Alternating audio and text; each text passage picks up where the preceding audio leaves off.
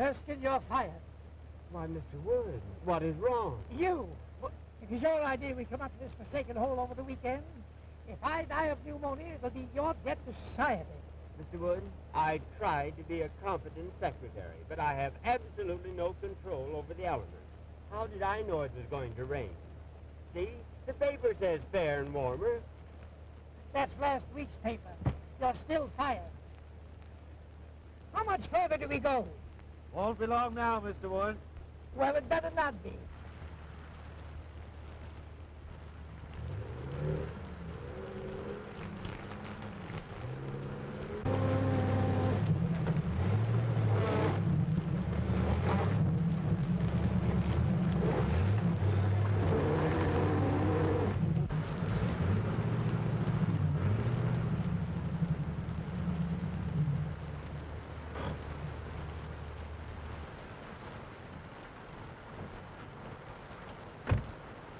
Is there something the matter?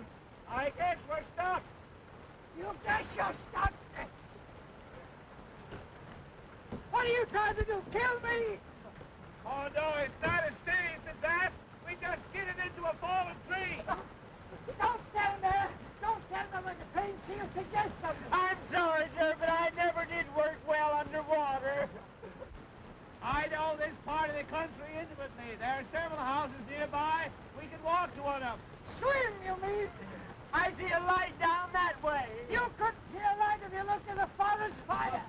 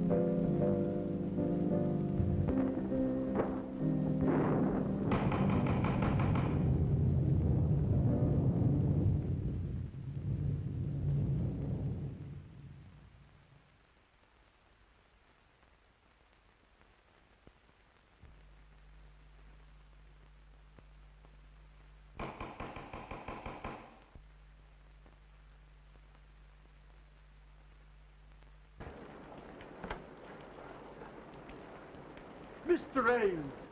Oh, hello, Caraway.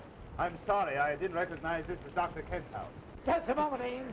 I don't know who this Dr. Kent is, but I'm getting out of the storm even if it's to be the missing link. Coming in, Mr. Ames?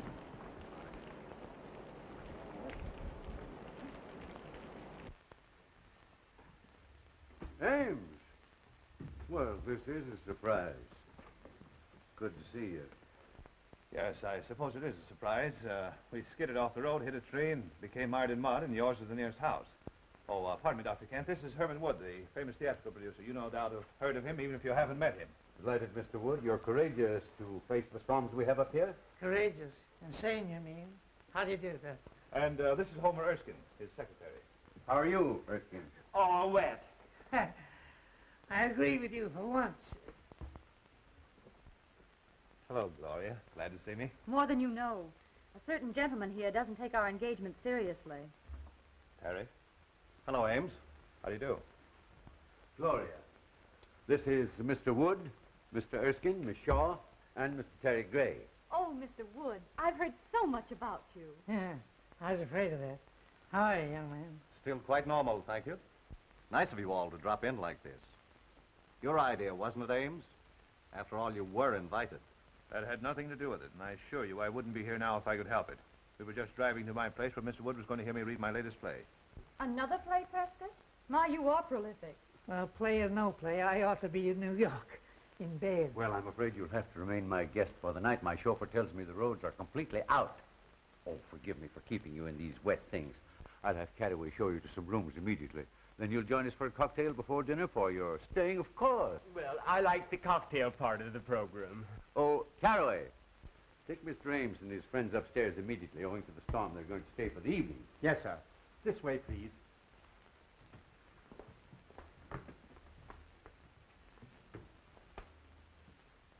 Who are you?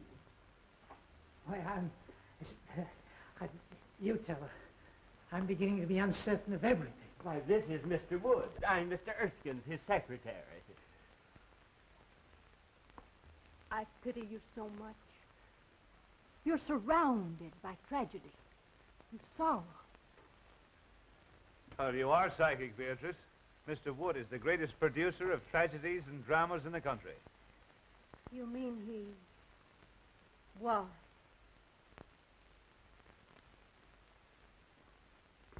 Hey, Ames, about this play of yours. Why, yes, it's in my bag. As long as we can't reach my place, why not let me read it to you here? Look here.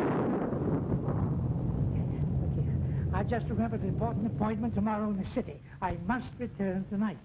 Isn't that right? Yes, absolutely. He has to dress the Travelers' Aid Society on the proper way to fold a timetable. My dear Mr. Wood, I would gladly assist you, but until the storm abates, there's no way of reaching the city.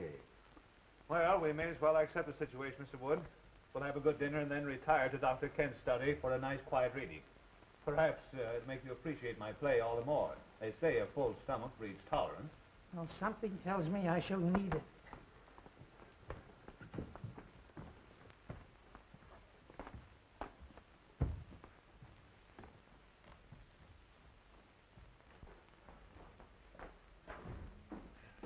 Mr. Ames, this is your room. You've used it before.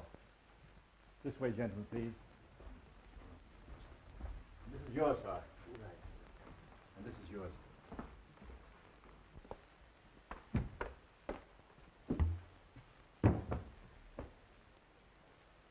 Just a moment. Have that coat dried out. Yes, sir. Right away, sir. Anything else, sir? Yes, close the door when you go out. Yes, sir.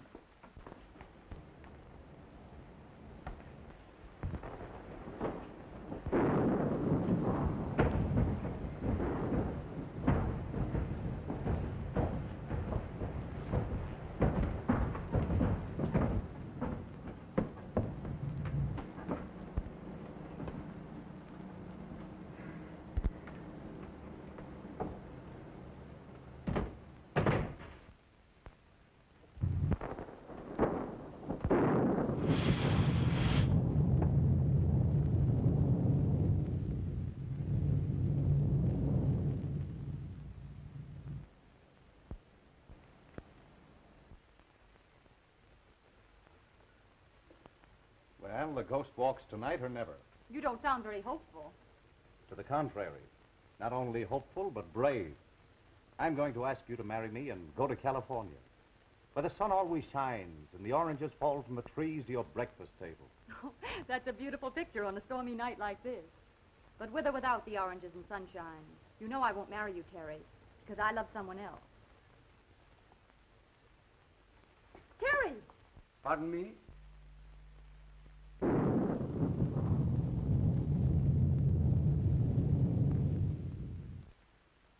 You're not a very easy man to discourage, are you? You forget that Gloria here is engaged to a mutual friend of ours. I don't think that's any of your business. Here, Gray. I don't like your attitude. In fact, I don't think I like anything about you. So what? Why must you two always act like gladiators? Be sensible. Tonight of all nights must not be the time for any discord. You know I've never given you cause to think of me as more than a friend. That depends on your viewpoint. I might argue that statement. I'd like to give you the thrashing you deserve for those insinuations. Please.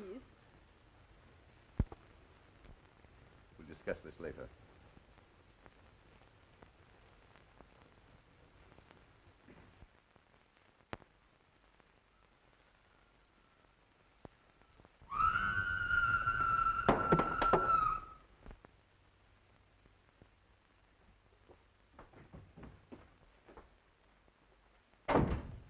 Erskine! Did you hear that scream? Yes, you sounded like a grand opera star with acute indigestion. Worse than that. Sounded like something unhuman. Oh, pure imagination. If I allowed a noise like that to scare me, your voice would have killed me long ago. Look here. Are you trying to insinuate I'm afraid? I'm just nervous, that's all. What kind of a madhouse is this? Oh, don't be so excitable. It's probably your liver acting up again. Have you your pills? Oh, my pills. Any of you folks here scream? Yes, it frightened me, too. Yes, I can't understand where it came from. Tell them where it came from, Ames.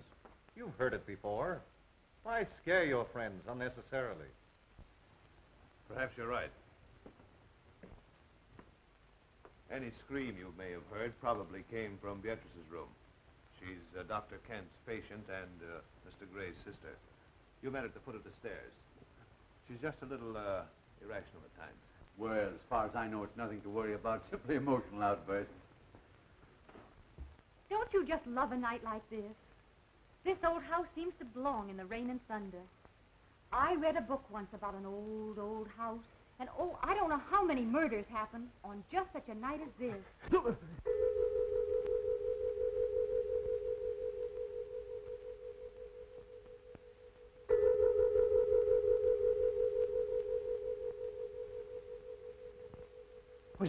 Was that the clock? Yes, I guess so. I think so. It must have been. But it's a union clock. What do you mean?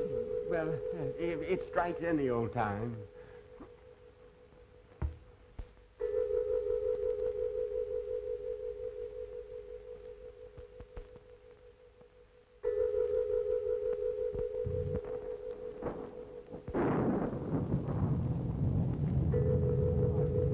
What's the matter with Beatrice?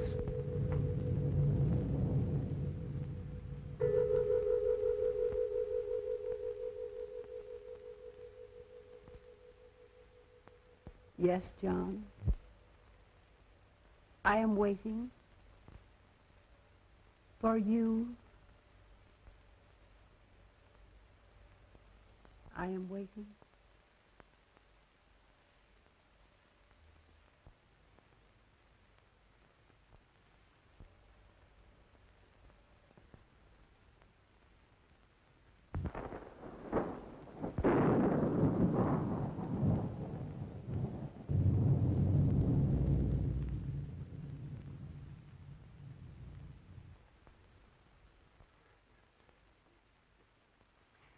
That woman gives me goose pimples. I've seen saner people than her in asylums. I'm sorry this had to happen. Beatrice's spells are unnerving to a stranger, but after one gets to know her... Know her. Say, if I never see her again, I'll be satisfied. Now, if you'll be so kind as to find some method for me to leave this house, see that I take it. Oh, Prescott, we couldn't let you do that with your friends. I think your friend is unduly alarmed, Ames. Oh, is that so? Well, who asked you? He has high blood pressure. He should calm himself. Oh, Miss Beatrice's actions are nothing to fear. She simply dwells in the unknown. As her attending physician, I can speak freely. The girl suffers from hallucinations and the shock of a tragedy that occurred in this house 3 years ago this night. Mr. Ames remembers that night very distinctly, no doubt. That's why he shuns my house. Dr. Kent, I see no reason for making my sister's grief public talk. I'll bet the doctor's going to tell us about some terrible operation. that ought to be cheerful. The unsolved murder of your sister's husband must be public talk in this house. Murder? I have taken notes on her actions since that night, and each year, at this hour, the flutter of that sound is heard, and she has acted as though the spirit of John, her dead husband, had returned to her. That's all there is to it. Erskine, we're leaving. Dinner is served, sir. No, we're not. Ghosts or no ghosts, we're eating. We're leaving. You're disobeying my orders. No, I'm not. You fired me an hour ago.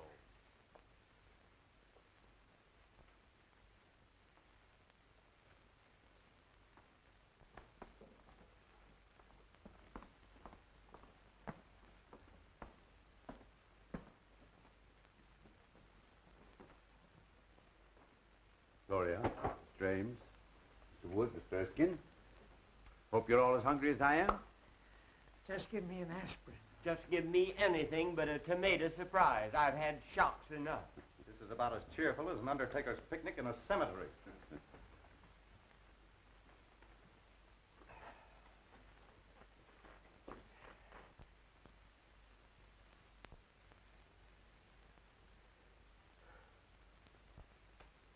You're right on time, John. I was so afraid you might disappoint me. Mr. Wood, I think you're right. We better leave, now that John's here. Yes, Erskine, I'm not a cowardly man by nature, but my nerves won't stand this any longer. That woman is dangerous. My friends, please. I regret these unusual disturbances, but I've experienced these same phenomena in my patient's presence before. There's nothing to fear from the dead. I believe in spirits, but only as spirits. Hear me? Beatrice, please, your brother wishes you to restrain yourself. My dear brother seems frightened, as well he should be, just like all the rest of you are. Please, Beatrice, there are guests here, friends of Mr. Ames. What do they mean to me? You, Terry Gray. You, Miss Gloria Shaw. And you, my delightful friends, know what that blood stain is. You were at this table the night poor John fell forward and stained the cloth with his own blood. The night he was murdered. By one of you. Why, that's a lie. Open that door. Claire, I'll call the police. Oh, this is outrageous. Open that door. Unloosen that portal. I'm sorry, Miss Beatrice's orders are that no one leave. Jarvis is only partly correct. I gave that order. What's the idea? The idea, my friend, is to protect my patient's health. Any interruption might cause the loss of her sanity. You want the responsibility for that on your shoulders? I think you're as crazy as she is. Don't aggravate him. They're all dangerous. Everyone will please sit down.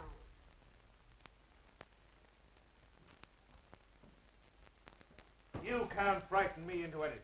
I don't know who killed your husband, but I believe your brother can tell you. I thought you'd try to insinuate something like that, and I'm glad you did. Now I can voice what I've suspicioned these past years. You were jealous of John. You wanted to marry Beatrice for money. You, a penniless hack playwright. She preferred John, and you killed him. There's always been insanity in your family. Wait. He's right. I, too, always thought you killed John. You're unscrupulous enough to have done it. That's enough of that kind of talk. You aren't free from suspicion either. As John's cousin, you inherited more money from his death than I did. How dare you say that? I can't listen any longer. In the name of humanity, allow Erskine and I to get out of here before they kill each other. I appreciate that we have outside witnesses to what is going to happen. There is a murderer in this room, and we're going to find him. John, tell me the person who killed you. Speak quickly. Why don't you admit it? Hurry, before it is too late. You'll talk now or I'll break your neck. Light! John! John! Speak to me, John! Jarvis, turn on those lights.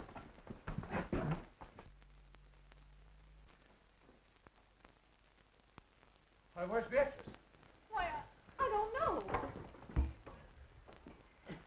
Dr. Kent, I demand I be allowed to leave this room. And I'm with you. Remember my years of devotion to you. Divided we arrive, but united we leave. Of course, I'd give anything in the world if this hadn't happened. Jarvis, open that door. Oh, Mr. Wood, I'll see you later. You'll not see me later. Not for a month, not for 10 years. I'm getting out of here.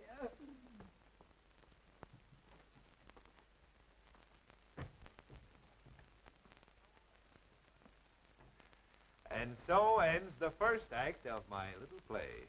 Oh, darling, it was wonderful. Well, we certainly scared those two. Nelson Wood's famous for his temper. Isn't it remarkable how they reacted almost exactly as you had written them into your play? Ooh, I'm tired, and we've 2 more acts to go. Well, you're as clever a group of actors as I've ever seen. And I've got Gloria to thank for finding you. Didn't I tell you they were troopers? You don't think we frightened them too much, do you? What's the difference? It's a blooming horror play, ain't it?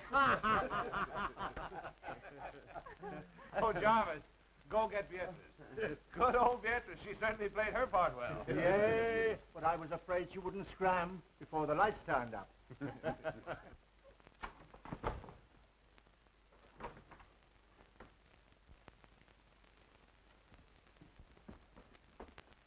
Beatrice, are you hurt? Beatrice, what's the matter? Speak. She's dead.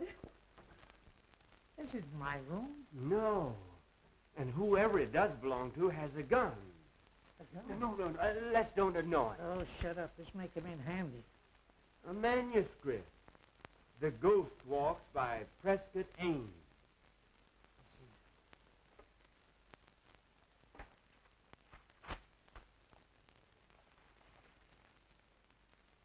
As the group seat themselves at the table, the vacant chair also moves out, as if an invisible person was preparing to sit down. All eyes are on the chair. As the vacant chair slides back to the table, Beatrice addresses its invisible occupant. Beatrice speaks. You are right on time, John. Thurston, we've been witnessing a dress rehearsal of Ames's horror play. You mean all those scares were part of the play? Certainly. Wait. Here, let's try it again. Here, listen to this.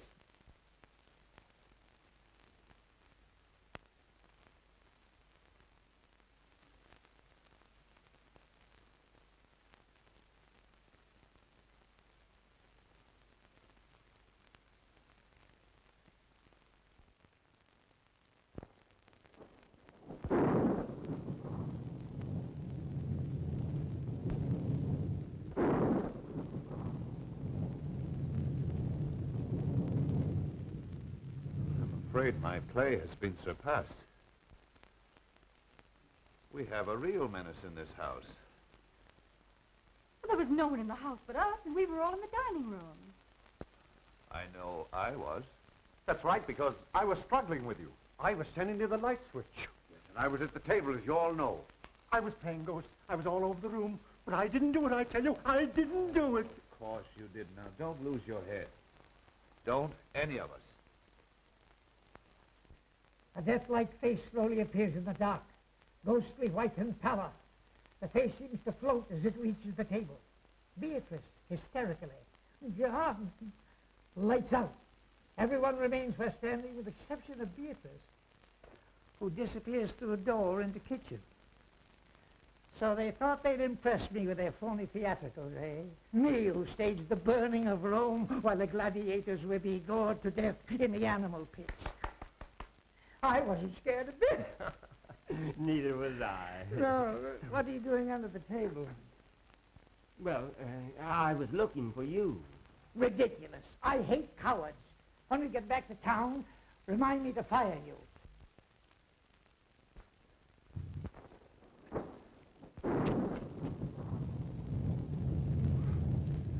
Let the play continue.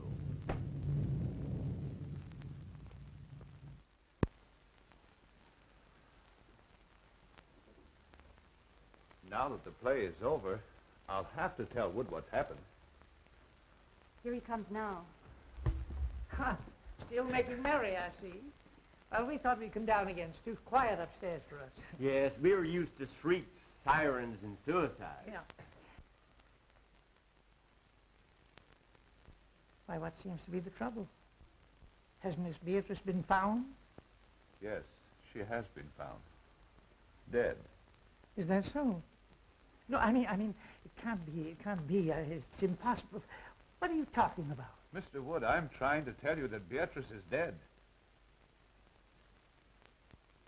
Beatrice is dead. I don't believe it. Let's put this whole thing straight to you, Mr. Wood. We're all actors, hired by Ames here to present his play to you. Actor? Everything that's happened since you arrived was part of the play. Except poor Beatrice's death. Mr. Ames, am I to understand that I've been witnessing part of the play you were to read to me?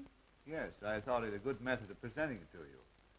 You see, this is really my house, and the fallen tree on the road was all part of my scheme to fool you. The storm, of course, was an added break. Well, if these chills and thrills have been theatricals, where does the death of Beatrice fit in? Surely you don't destroy your characters. Somebody evidently does. We don't know any more about it than you do. The police should be notified. Now, wait a moment, everyone, please. I know that this is even more confusing to Mr. Wood than it is to us. He still believes we're putting on the play. So the only thing we can do is to show him Beatrice. By all means, do. Yes, death is no novelty to us. No. We stage it 8 times a week, including matinees. And benefits. Now, remember, no one is to touch the body until the police arrive. In there.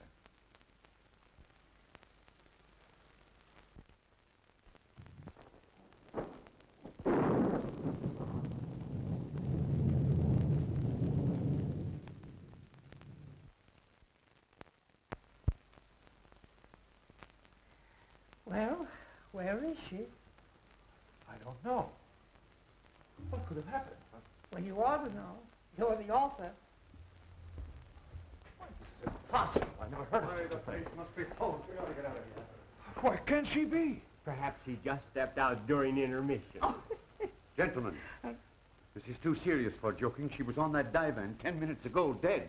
You've got to believe it's for your own safety. Oh, and you think we're all in danger? We most certainly are. We've got to search this house and find Beatrice and the person who... I wonder who that could be. Well, we'll never find out until we answer. I will. We all will.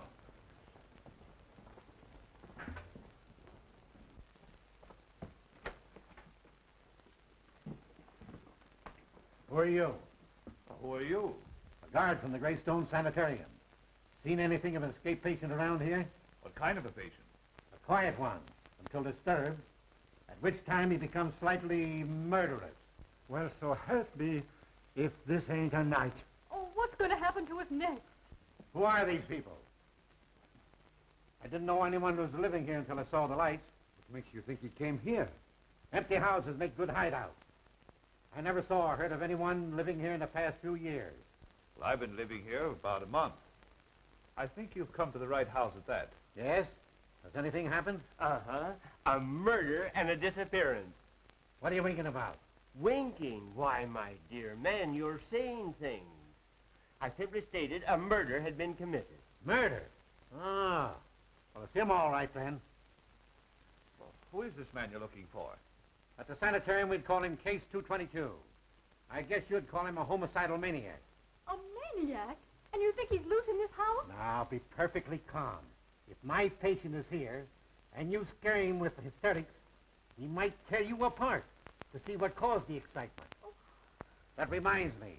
Has anyone called appearance? No. Well, that's a usual procedure, isn't it? Well, we forgot to, I suppose. But there's a telephone right here in the study. Telephone?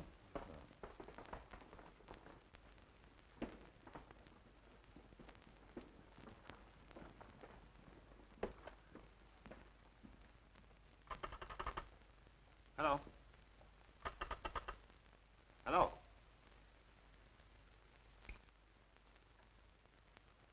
Cut. I suppose no one knows who did this. Why should we? You don't think it's fun to be isolated with a maniac? If the play calls for it, yes. Well, I don't know what the rest of you are going to do, but I'm driving into town for the police. Wait, it isn't safe outside. I'll walk with you to the garage. Thanks. I'll be right back. So those who want to go to bed are safe enough. Besides, it's easier to die in bed. Come on, Ken, let's turn in. It's as safe up there as here if we lock our bedroom doors.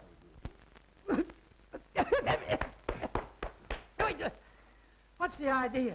Why, you're choking terribly. Well, can you do any better?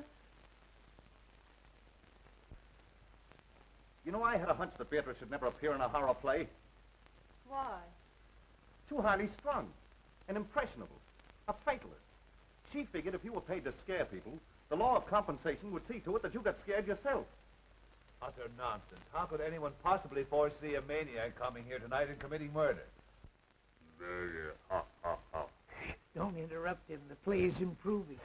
Not enough action for me. Tell me, Ames, just how did you happen to come to this house yourself? funny you should mention that. I was just asking myself the same question. Of course, you saw that painting in the drawing room of Gussie Gillis. Sure, everybody knew him. And his history? Naturally. Personally, I thought he was the worst butcher who ever severed a tonsil. Right. And you remember how 9 of his patients mysteriously disappeared after he treated them? They were murdered. And when the police came to arrest him right here in this house, he committed suicide. He lost his mind from the strain of his surgical work, I guess. Get to the point, man. I know all that record. Now, you say this house was his. How did you get it? Why, that was easy. I simply advertised for an old, isolated country home. And the real estate agent for the Gillis estate answered and said he'd be glad to rent me this place. It's been vacant ever since the doctor's death. People were afraid to live in it because of the crimes that were committed here. It's supposed to be haunted. And the local people swear they've seen the lights go on and off in this house even while it stood unoccupied. Well, the rest of the story is short. I wanted to write a play in the same atmosphere he had lived his ghoulish life, so here I am. I'll bet he'll come back to haunt you for this. Jarvis get away all right? Yes. There's no one around the ground, so I think I'll search upstairs. I'll go up, too. I'm going to bed. And I'm resigning from your cast. You playwrights are all screwy. I take it that this ends the second act. Now, if you don't mind me saying so, I think your play is rotten. Well spoken, Erskine. Forget about being fired. Let's go to bed. Yes, go to bed, Mr. Wood, and get some sleep. You insist the play is still on, but we've tried to tell you that it's ended in a tragedy. Good night, sir. Good night, Miss Gloria. Good night. Ames? Good night. Be sure and let us know if anyone else is murdered. I can't convince those fools. They insist we're still playing for their benefit. Oh, I wish we were out of this dreadful house. First it was Terry pestering me, and now this awful tragedy of tonight. Don't worry, dear. You look all worn out. You get some sleep, and I'll see that nothing disturbs you. Oh, I'm too frightened to sleep. Tell me the truth. Who do you think could have killed Beatrice, and where do you think she could be? Well, personally, I believe it was just a burglar who's long since disappeared. Then why would he steal the body? Oh, to cover up the crime, I suppose. Now, you go to bed, dear.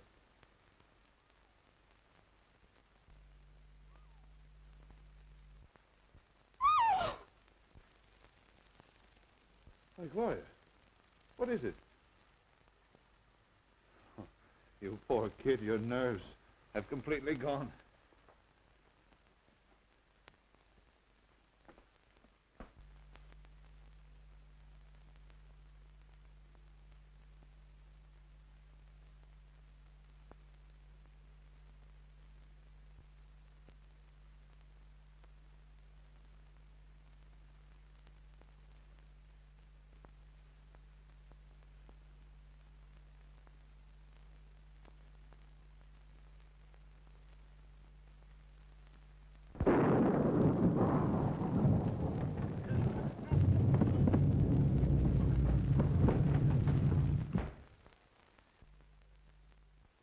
Oh, it's you. I ought to pull the trigger, Pat. Well, come on, snap out of it. What is it? Mr. Wood, maybe we're wrong. Maybe this isn't the play we're witnessing after all. Oh, rubbish. You saw the manuscript, didn't you? Yes, but I didn't see anything in it about the top of my bed coming down and smothering me, just like a steak under onions. Oh, nonsense. You've had too many cocktails. Besides, I wouldn't be lucky enough to celebrate your demise by violence. That's a fine way for you to talk to me who has been everything to you but a mother. Now, Mr. Wood, listen to reason. I may be all wrong. I'm a nervous man by nature. But if this play is still going on, it's the closest thing to reality I ever saw behind the footlights. Oh, you're a sissy. I tell you, this fellow Ames is clever. He has reality in this play, and that's what the public wants. Now, let me alone. And if you want to stay in the theatrical business, stop letting it scare you. Oh, I was kidding all the time. That bed bracket was only a dream I had. And you were in it, too. I was not. I was reading. Yes, I saw that. You were reading a book on psychics. You were worried about the future yourself. Say, go home and go to bed, will you, please? And if you want to think of the future, remember I'm firing you. Mr. Wood, I have a premonition that we must stick together tonight. You need protection. You mean you do? You're trying to muscle into my bed because you're frightened. Go home. Oh, my dear employer, play or no play, I have no relish for my own couch. Move over. Say, this is all Tommy rot. You've got the mind of an oyster and the nerve of an acrobat. As my secretary, I do allow you to share my office, but that does not include my bed. Hey, you were born in October, weren't you? Yes, during the National Apple Week. Why? It says here, your type is the instincts of a bloodhound, the heritage of the homing pigeon, the attributes of the ferret, and the heart of a lion. Yet you snuggle beneath my quilts, you cream puff, because of make-believe play is scaring you. You're fired once and for all. Will you please close my mouth if I'm snoring? I have adenoids. Adenoids, too? Hi-ho.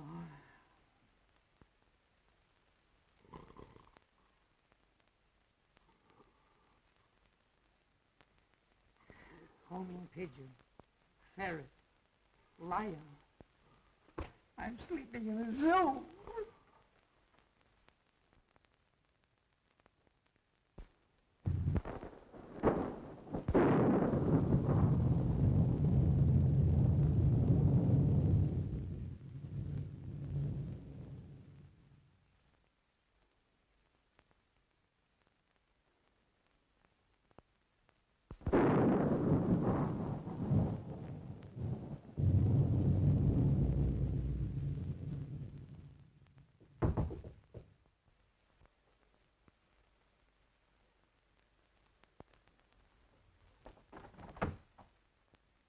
I was worried about you.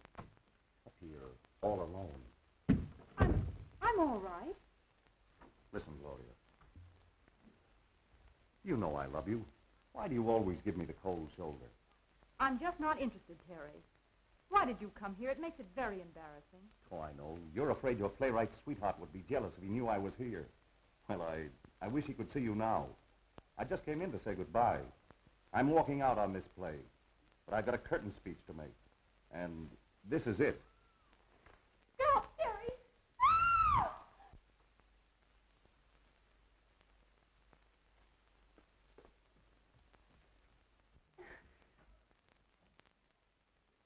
Gloria! Gloria! Why, you fool. Now see what you've done. I'll hide in that closet until he goes. If you tell him I'm here, I'll tell you invited me. Understand? Oh, darling, what frightened you? I saw a man. Oh, where was he? He came in that door. I screamed and he went away. Oh, you poor kid, what a narrow escape you had. Wonder what that feeling was about. There's a light in Gloria's room. Let's see what's up. You take it easy. I'll find the guard and we'll search the house again. What's happened? We heard screams. Someone tried to break into Gloria's room. What? Who? I don't know. Here comes the guard. Seen anything? Plenty. Gloria was almost attacked by someone. Fancy that. Who do you think it was? We don't know. We'll wake up everybody and find out. Good idea. Let's try Terry first. Oh, Terry. Gone. Not a sign of him. Whose room is this? Oh, that's mine. And there's Erskine's room, and that's Mr. Woods. Well, let's see what they know.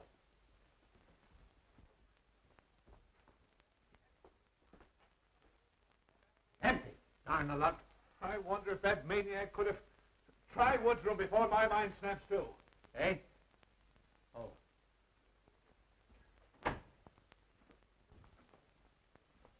Hey, you two. Get out of here. My office hours are from 10 to 4. Seen anything strange in here? Yes, here's an exhibit that ought to be in a museum. What are you doing in here? I was sleepy. Is the play on again? No. We're just having a roll call.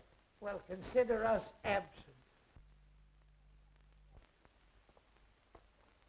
Terry. Terry, come out.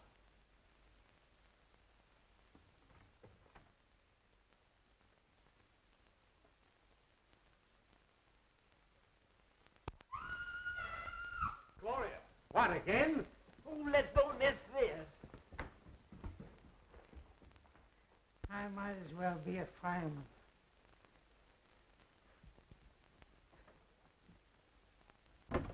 Gloria, what is it, dear? It's Terry. He was standing right in that closet. He's disappeared.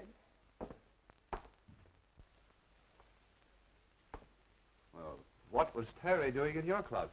He was hiding. From whom? Why, Oh, pardon me. Oh, no, please let me explain. It isn't necessary. I think I understand.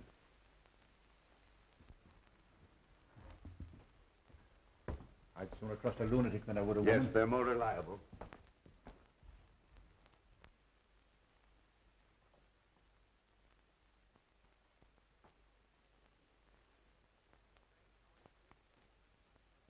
Strange how anyone could disappear from behind a nightgown.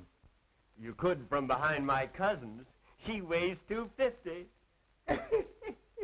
Are you winking at me again? Say, let's go down and get a drink. This isn't a horror play, it's a bedroom farce.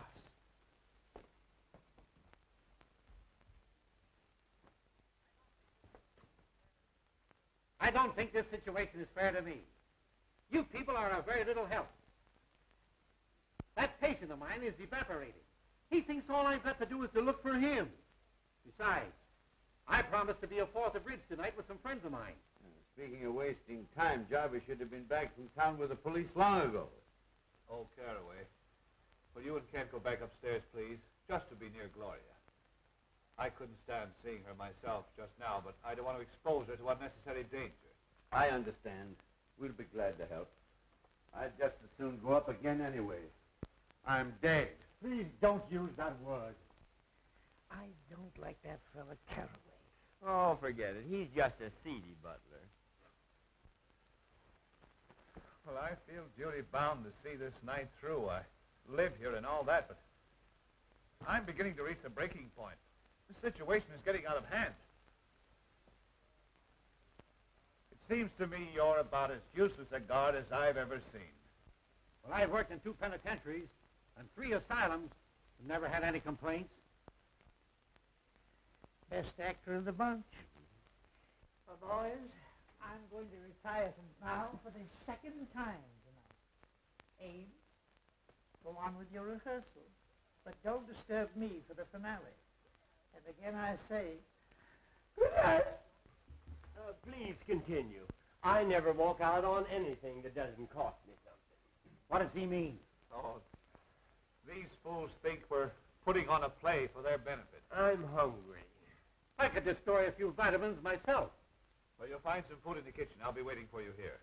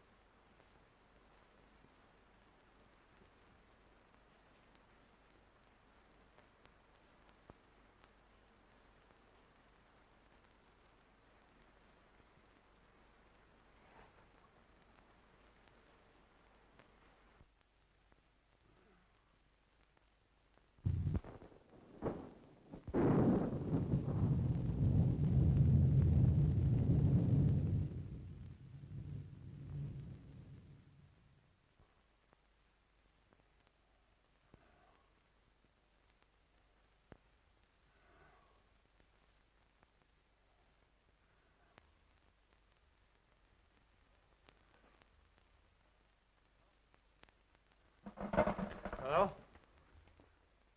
What are you doing down here? Why, I just came down to get some cigarettes. Well, you shouldn't have left Gloria upstairs alone. Well, I'm not her guardian. If you're so anxious about her, why don't you go upstairs and play watchman yourself? That's just what we're both going to do. Well, the scene shifts. So do I.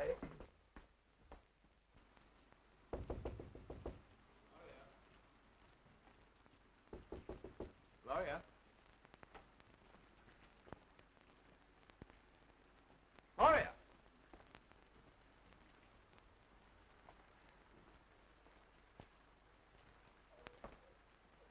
I smell chloroform.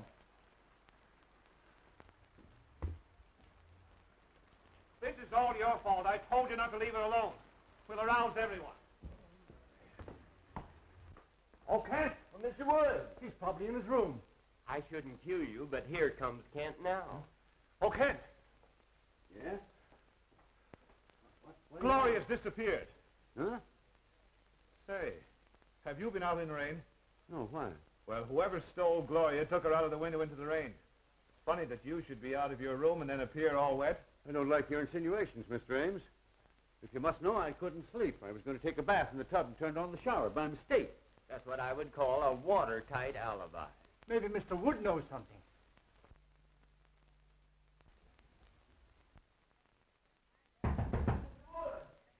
I'd have more privacy in a convention hall. Come in. Mr. Wood, some gentlemen to see you. Have you seen Gloria? She doesn't seem to be here. Why? Gloria has been kidnapped. Goody, goody. I say, that's beastly rude of you. They accused me, but I think Teddy's the guilty one. He's gone, too. They've got to search the whole place over again. Get up and see the fun. It's better than looking for a good candidate before an election. Not me. I'm staying right here. And if they don't stop this fool play and get out of here, I'll rid the world of the entire cast. All right, stay here. I hope you're the next victim.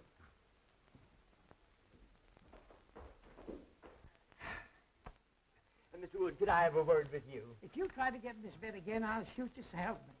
I only wanted to say that you're right, as usual. The play is still going on. Of course I'm right. I know the theater like Barnum knew his elephants. And I'm not cross with you, Erskine. In fact, I'm going to raise your salary. Thanks. People don't disappear every 5 minutes in real life. Unfortunately, some don't. I'd like to get some sleep. But the play... Earn some of the money that I pay you by watching it for me. Why, I thought you fired me. Not till we get back to town. Now, shut up and get up. Guard! Guard! Huh? What do you want? Fine, help you are. Gloria's been stolen, and you're standing around here eating chicken. Well, one must eat occasionally. What makes you think the lady was stolen? Rather an antiquated way to acquire a woman, isn't it? Oh, shut up. Her window was open. She must have been taken out of the house. I'm going to search the grounds. I'm with you, Ames. Hey, you. Come here. Where's your friend?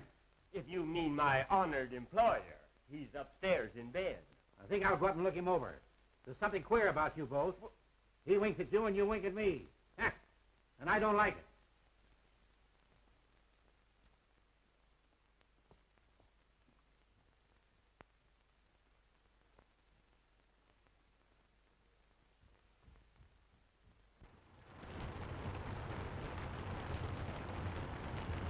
We'll make a careful search of the ground. You go that way, and I'll go this. We'll search the house, and I'll meet you front. Right.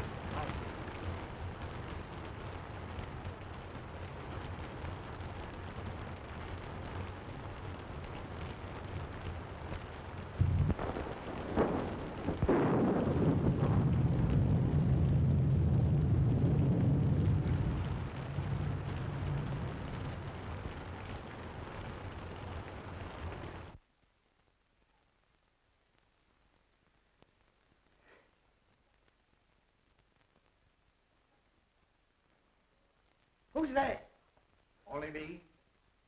Oh, my old friend from the insane asylum. Come on in, sit down. Make yourself at home. Everybody else has. Hey, look here, old man, pal to pal. You're not really an asylum guard, are you? No. How did you get it? God, you can't fool an old-timer. You know, you're wasting your talents here. You're too good for this stuff. The whole world knows that. I said good, not perfect. Like that play. You know, I've been thinking that over. It's mighty darn gripping. I think it's pathetically bad. I'll have no part in it. Are you under contract to Ames? Me? I should say not. But I'm ready for a presentation now that will astound the world. I believe you are. I'll bet you'd be a sensation and a good part. And I'm going to give it to you. Herman Wood, The man who has given more stars to Broadway than Edison has electric lights will star you personally in an extravaganza. Splendid, splendid. Oh, are you busy Thursday? Let me see. No, I have nothing planned. Good. Come to my office next Thursday and we'll sign a contract. Splendid. But you should see me work first. Well, what are you doing now? Wasting time talking to you. Come with me, and I will show you real dramatics. Are you kidding? I never joke. I will show you drama. Stark, throbbing drama, with a master touch of comedy. By golly, I'm with you. Just wait till I get my slippers. Don't forget, Thursday. Come.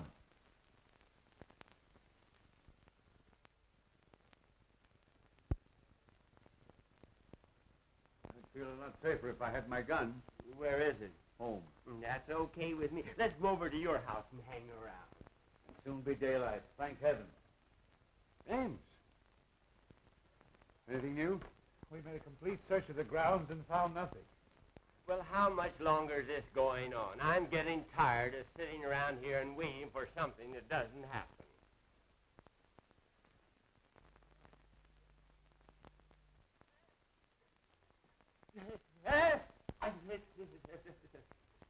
The picture. It's alive. It winked.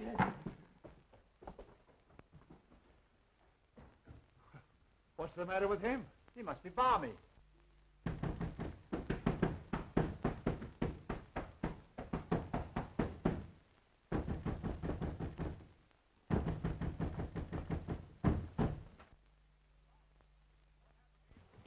Charles, what happened to you? Remember when I left the house to get the car and the cops? Yes? Well, that nuthouse guard leaves me at the garage. Then just as I'm getting into the car, somebody slugged me with a lead pipe. What was the idea? Well, someone didn't want him to get away. And that someone is probably the escape nut that we're looking for. How many of you are searching for him? There's already been a guard here tonight. Well, there's possibly half a dozen of us, but believe you and I'll find him. Yeah, this guy disappears every so often, but we always spot him in this neighborhood. I see. Well, after you were hit on the head, why did you come back to the house? I figured getting the police was the wisest move to make. I've been knocked out and tied in the garage, but I broke the ropes. Then I tried to start the car, but I found out someone had gummed up the motor. Well, I began to hoof it into the village when these guards from the sanitarium picked me up, and here we are. Has anything happened since I left? Yes, Gloria's been kidnapped and Terry's disappeared.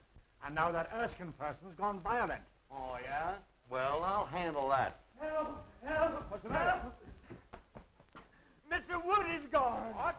I said he's gone, and so is the guard. It's that picture that's doing it.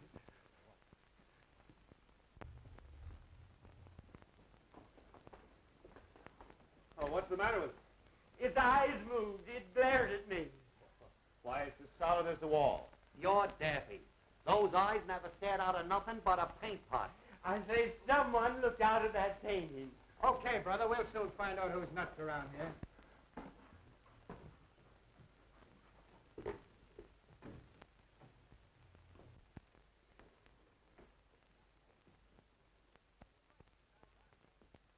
Say, he's right. These eyes are phony. What'd I tell you? Now who's that? Hey, there's a passageway back to this. A passage?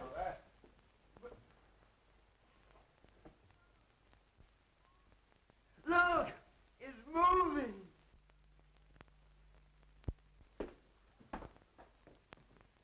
That's how Beatrice disappeared from this room. Well, I'm going to find out where it leads to. I'll go with you. Be careful. It looks dangerous.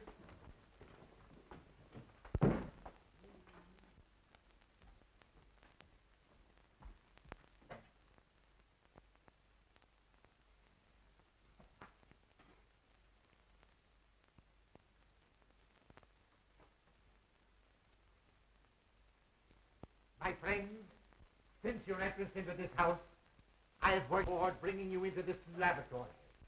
Years ago, a famous surgeon lived, worked, and studied here. His name was Guthrie Gillett. He is dead now, but I, Professor Elmer Trickery, will carry on and improve his work. I don't like these underground places. Well, you may as well get used to it. You may spend a lot of time in one. Why, the whole house must be honeycombed with passages. They lead all directions.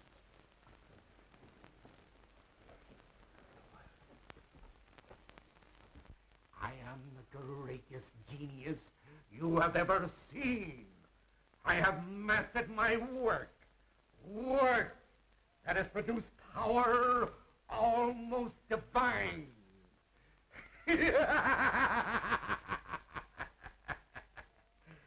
I have become more than the greatest plastic surgeon in the world. I am the molder of mankind. I have reached a great decision. That is why I've allowed you all to trespass upon the seclusion that I have enjoyed in a supposedly deserted house.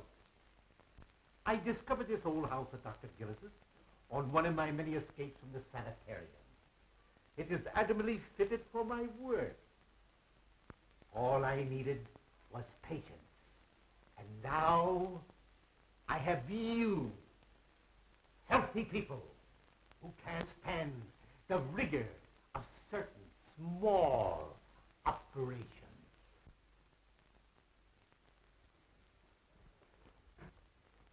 Now, wait. This looks like a door.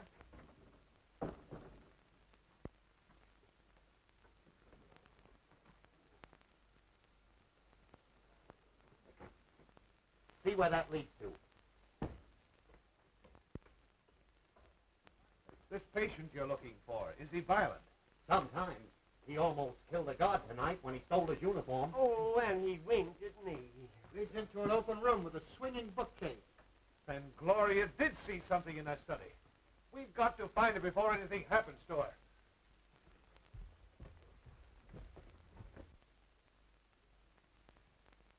It seems to me this is the fluid I used to paralyze the mice with yesterday.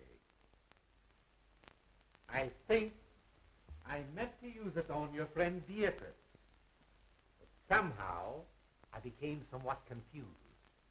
So now the poor girl is dead. Forgive my stupidity. I will be more careful to see that you don't suffer the accidental death she did.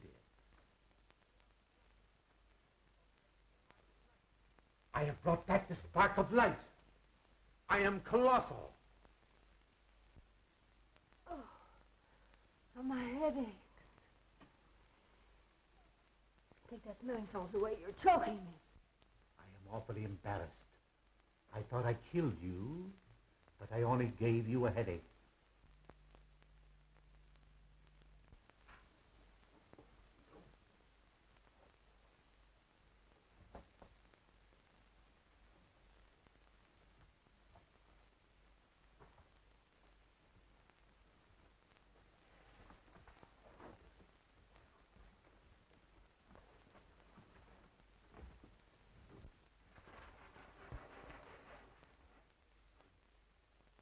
I ask your indulgence in looking at this chart. You will notice the various noses, eyes, and chins. You all have an ideal, a face you envy. You can have your choice of alteration. You understand, my operations run in series. You may look as you wish now. Ultimately, I will slowly change you to fit my model. Young lady, you shall have the honor of being the first on my table. I shall require very little from any of you. Just enough to begin my work. A feature from you, a bone from him, and a cartilage from that one.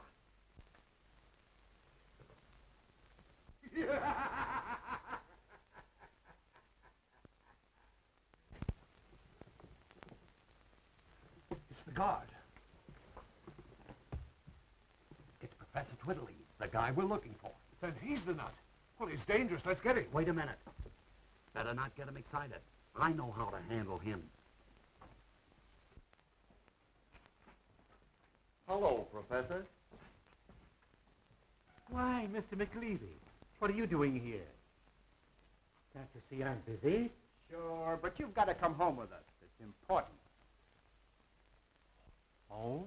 Is there anything wrong? Why, don't you remember? You operated on your old friend, Julius Caesar, a couple of days ago. Did I now? Sure. Funny, I forgot. How'd it turn out? Not so good. That's why we have to hurry back. You see, he got tired of his Roman nose, so you grafted on a new one. But you put it on upside down. And on rainy nights like this, the poor fellow can't go out for fear of drowning. My. We'll return at once. Poor Caesar must be miserable.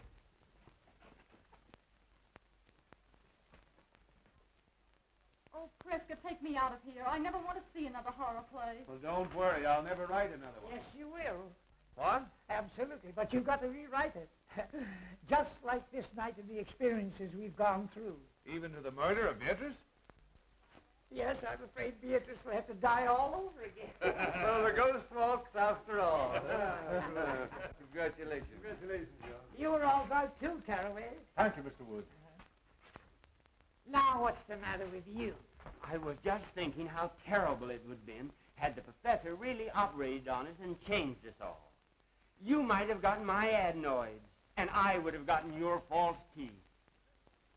Erskine, turn your face to the setting sun. Oh!